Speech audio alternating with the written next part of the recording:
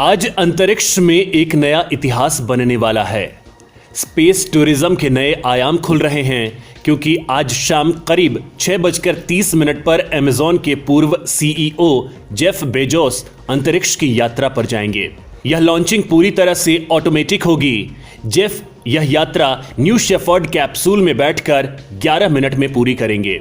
उनके साथ 3 और यात्री भी जा रहे हैं। बेजोस की टीम पिछले हफ्ते अंतरिक्ष यात्रा पर गई रिचर्ड ब्रेंसन की टीम से भी आगे तक जाएगी। बेजोस की इस सफर में सबसे खास बात उनका रॉकेट है, जो पूरी तरह से दोबारा प्रयोग किया जा सकेगा। अंतर्राष्ट्रीय स्तर पर पृथ्वी से 100 किलोमीटर ऊपर अंतरिक्ष की सीमा मानी गई है, जिसे कार्मन लाइन कहा जाता है।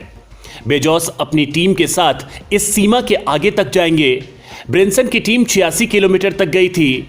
जेफ बेजोस के अलावा उनके भाई मार्क बेजोस, सबसे कम उम्र में अंतरिक्ष में जा रहा 18 वर्षीय छात्र ओलिवर डेमन और सबसे ज्यादा उम्र में अंतरिक्ष में जा रही 82 वर्षीय वैली फंक इस यान में रहेंगी। 20 जुलाई की टाइमिंग है बेहद खास।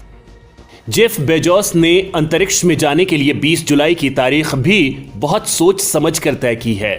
1969 में इसी दिन इंसान ने पहली बार चांद पर कदम रखा था। अमेरिका का अपोलो 11 अंतरिक्ष यान नील आर्मस्ट्रॉन्ग और बज एल्ड्रिन को लेकर चांद पर पहुंचा था। ब्लू ओरिजिन के रॉकेट का नाम भी अंतरिक्ष में जाने वाले पहले अमेरिकी एलन शेपर्ड के सम्मान में न्यू शेपर्ड रखा गया है। एस्ट्रोनॉट एलन शेपर्ड 1961 में अंतरिक्ष में पहुंचे थे। बेजोस के यान की कैसे होगी लॉन्चिंग? ब्लू ओरिजिन का न्यू शेपर्ड रॉकेट VTVL यानी vertical take off vertical landing तकनीक पर काम करता है। इस तकनीक में रॉकेट जिस तरह ऊपर जाता है, ठीक उसी तरह से नियंत्रित और कम गति से नीचे की ओर आता है। इसमें लगा कंप्यूटर ही इस पूरे सफर को नियंत्रित करेगा। स्पेस एक्स का फाल्कन 9 कुछ हद तक इस श्रेणी में आता है। हालांकि इसे पूरी तरह दोबारा प्रयोग में नहीं लाया जा सकता है। स्पेस एक्स अपने स्टारशिप रॉकेट पर भी काम कर रही है। माना जा रहा है कि यह बिल्कुल न्यू शेपर्ड जैसा होगा। VTVL की तकनीक सुनने में भले आसान लगे, लेकिन असल में यह इतना आसान नहीं है। इस दिशा में सफलता से पहले कई प्रयोग विफल भी हुए हैं। नीचे की ओर आते समय रॉकेट के थ्रस्ट को नियंत्रित करना बड़ी चुनौती होती है। वापसी की पूरी प्रक्रिया को नियंत्रित करने के लिए हर बारीक चीज का ध्यान रखना होता है। लैंडिंग के समय किसी भी गणना में जरा सी चूक से पूरी कोशिश विफल हो सकती है। चांद पर उतरते समय भारत के चंद्रयान 2 के लैंडर के मामले में ऐसी ही चूक से मिशन विफल हो गया था। न्यू शेफर्ड कैप्सूल पूरी तरह से ऑटोमेटिक है। यह अपने अंदर 6 पैसेंजर को बिठाकर अंतरिक्ष की यात्रा करा सकता है। इस तरह होगा न्यू शेपर्ड का स्पेस सफर। बेजोस का यान आज शाम करीब 6:30 पर वेस्ट टेक्सास से लॉन्च किया जाएगा। लॉन्च होने के बाद यह 110 किलोमीटर की ऊंचाई तक जाएगा। कैप्सूल से रॉकेट पहले ही अलग हो जाएगा और सुरक्षित तरीके से वापस लैंड हो जाएगा, जबकि कैप्सूल कुछ मिनटों तक अंतरिक्ष की सीमा तक जाकर वापस पैराशूट के सहारे नीचे लैंड होगा। न्यू शेफर्ड कैप्सूल में पायलट नहीं होगा क्योंकि यह यान पूरी तरह से ऑटोमेटिक है। इसका कंट्रोल जमीन पर बनाए गए मास्टर कंट्रोल सेंटर से होता है, लेकिन लॉन्च के बाद इसमें किसी भी तरह का कमांड देने की जरूरत नहीं होगी। कैप्सूल 6 एस्ट्रोनॉट्स के लिए बनाया गया है, लेकिन फिलहाल इसमें 4 ही लोग जा रहे हैं।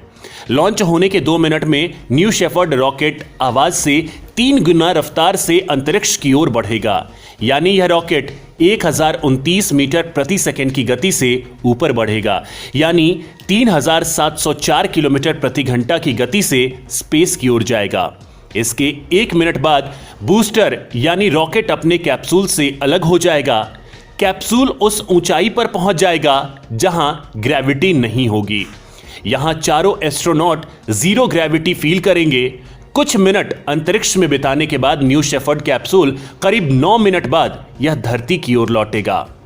उस समय उसकी रफ्तार तेजी से कम करने के लिए पैराशूट खोले जाएंगे। उस समय 26 किलोमीटर प्रति घंटे की गति होगी, लेकिन पैराशूट खुलने के बाद यह स्पीड कम होकर 1.6 किलोमीटर हो जाएगी। इसी धीमी रफ्तार में कैप्सूल जमीन पर लैंड करेगा। इस लैंडिंग और टेक ऑफ को लेकर लगातार सवाल उठ रहे हैं, क्योंकि यह पहली बार हो रहा है कि अंतरिक्ष का कोई मिशन पूरी तरह से ऑटोमेटिक हो रहा है। अंतरिक्ष यान को लेकर क्यों उठ रहे हैं सवाल? दोस्तों, फिलहाल पूरी दुनिया में सवाल ये उठ रहे हैं कि क्या जेफ बेजोस इस यात्रा में सही सलामत रहेंगे, क्योंकि ऐसा पहली बार हो रहा है कि रॉकेट और कैप्सूल पूरी तरह से ऑटोमेटिक है। इसमें बैठे इंसान या मास्टर कंट्रोल सेंटर को लॉन्च कमांड देने के बाद कुछ नहीं करना है। लिहाजा इस ऑटोमेटिक लॉन्चिंग को लेकर डर है। हालांकि दुनिया भर के स्पेस एक्सपर्ट्स का मानना है कि जेफ बेजोस अपनी कंपनी ब्लू ओरिजिन के रॉकेट और कैप्सूल न्यू शेफर्ड में सुरक्षित रहेंगे।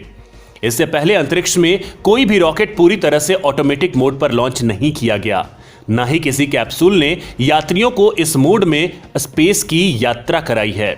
स्पेस एक्सपर्ट्स के मुताबिक अंतरिक्ष में लॉन्चिंग हमेशा से ज्यादा खतरनाक रही है। किसी भी लॉन्चिंग का खतरा उसे करने वाली कंपनी के अनुभव से जोड़ा जाता है। कितनी लॉन्चिंग इस कंपनी ने की है, किस तरह के रॉकेट इंजन का उपयोग कर रहे हैं। ब्लू ओरिजिन पहली बार ऐसा लॉन्च करने जा रही है जो आज तक किसी ने नहीं किया। हालांकि जेफ बेजोस की ब्लू ओरिजिन कंपनी ने द न्यू शेफर्ड की 15 बार ट्रायल फ्लाइट ली है। ये सारी फ्लाइट्स में से सिर्फ एक उड़ान आंशिक रूप से गड़बड़ हुई थी, जिसमें पैसेंजर कैप्सूल तो सुरक्षित उतरा था, लेकिन रॉकेट बूस्टर क्रैश कर गया था। इन सारे परीक्षणों में कैप्सूल के अंदर कोई इंसान नहीं बैठा था। यह पूरी तरह से मानव रहित उड़ानें थीं। ब्लू ओरिजिन के मुताबिक न्यू शेफर्ड में बेहद ताकतवर इंजन लगा है। यह BE-3 इंजन 50,000 किलोग्राम का थ्रस्ट लॉन्च के समय पैदा करेगा। यह नासा के किसी भी स्पेस शटल बूस्टर से कई गुना कम है। नासा के मुताबिक उसके रॉकेट बूस्टर लॉन्च के समय 5.44 लाख किलोग्राम थ्रस्ट पैदा करते हैं। एक्सपर्ट कह रहे हैं कि किसी भी अंतरिक्ष उड़ान का रिस्क इस बात से देखा जाता है कि आपका रॉकेट इंजन कितना ताकतवर और जटिल है या फेल होने में कितना समय लेगा।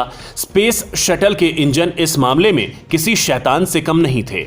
ये काफी ज्यादा समय तक चलते रहते हैं, क्योंकि ये यात्रियों को अंतरिक्ष में ले जाते थे। 1986 के चैलेंजर हादसे के बाद जब गणना हुई थी, तब कहा गया था कि 120 में एक बार फेल होने का खतरा है, जबकि स्पेस शटल प्रोग्राम 30 साल तक चला और इस दौरान 135 लॉन्च किए गए। इस पूरे समय में सिर्फ 2 हादसे हुए। ब्लैक और जोसेफ ने एक साथ यह बात कही कि ब्लू ओरिजिन ने अनुभवी इंजीनियरों को इस काम में लगाया है, इसलिए खतरा कम है। यह खतरा 1000 के अनुपात में एक बार ही है, क्योंकि यहां काम करने वाले इंजीनियर बेहद जटिल लॉन्च को करने में सक्षम हैं। एस्ट्रोनॉट्स ऐसे खतरों को समझते हैं, लेकिन आम इंसान इन खतरों से वाकिफ नहीं होता, इसलिए उसे डर लगता है। हालांकि इस तरह की उड़ान में 200 उड़ानों में एक हादसे की आशंका है, यानी जेफ बेजोस सुरक्षित उड़ान भरेगा, लेकिन अंतरिक्ष की यात्रा में कब क्या हो जाए इसके बारे में कुछ भी कहना संभव है।